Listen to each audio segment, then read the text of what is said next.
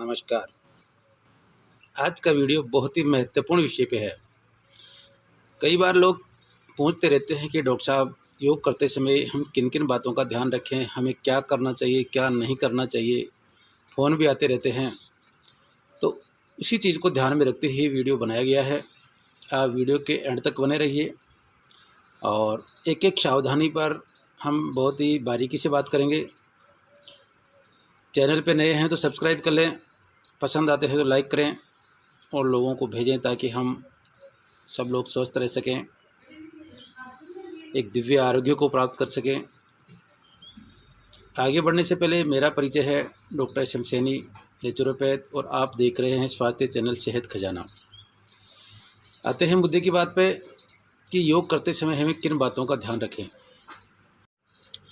पहली सावधानी है कि योग हमें, जब हम शुरुआत कर रहे हैं तो किसी योग एक्सपर्ट, योग प्रशिक्षक या योग गुरु के निर्देशन में ही हमें योग का अभ्यास करना चाहिए, योगासनों का अभ्यास करना चाहिए।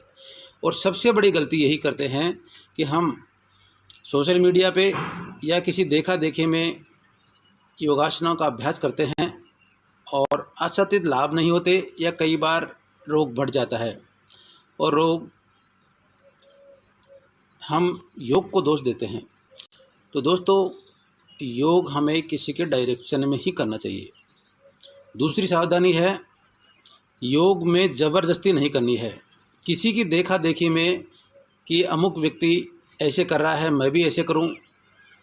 शरीर की क्षमताओं को हमें सहज से कठिन की ओर बढ़नी है। योग कभी देखा देखी में ज़बरदस्ती नहीं करना है, नहीं तो अंजाम इसके बुरे होते हैं।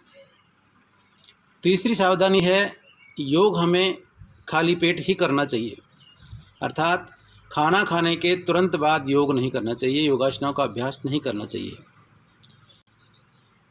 चौथी बात जो सावधानी है, योगासना का अभ्यास करने के तुरंत बाद स्नान नहीं करना चाहिए और न ही ठंडी हवाओं के झोंकों में जाना चाहिए, क्योंकि ऐसे में हमें जुकाम लगने की संभावनाएं रहती है। क्योंकि योगासनों का अभ्यास करते समय शरीर में उष्णता उत्पन्न होती है, गर्मी उत्पन्न होती है, और ऐसे में हम ठंडे पानी से स्नान करते हैं तो इसके गलत अंजाम हो सकते हैं।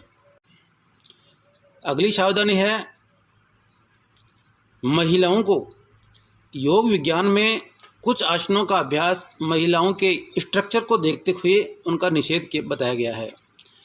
तो ऐसे में महिलाओं के लिए मुख्य रूप से मयूरासन का अभ्यास करने का निषेध बताया गया है। तो ऐसे आसनों को हम कुछ सावधानियां बरतते हैं।